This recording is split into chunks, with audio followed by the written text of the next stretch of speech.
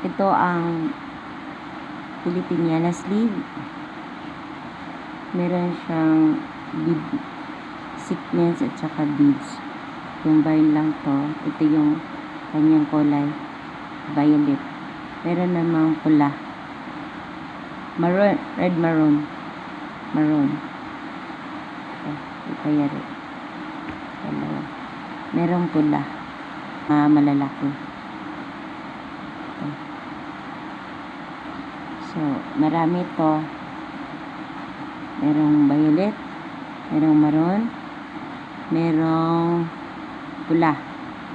Iba-iba ang size.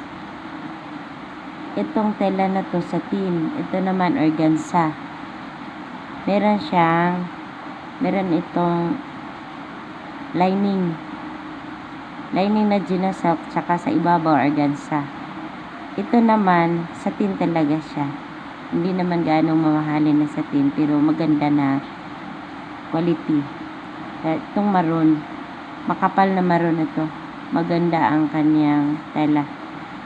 Pati yung violet na satin, maganda. Yung satin kasi mainam ito gagamitin dahil shiny siya. Tapos maganda talaga. Yung talaga nakakaputi sa mga mapuputi, pero okay lang naman kung kayo manggi.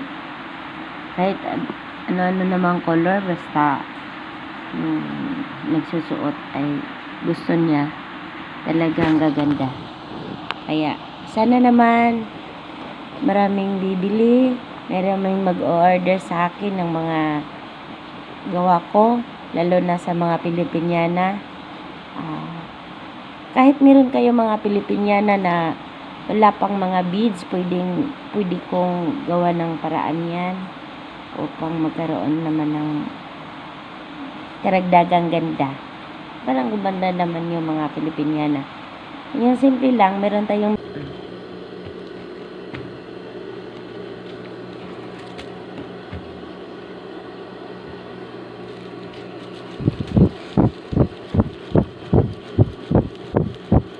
Pakita.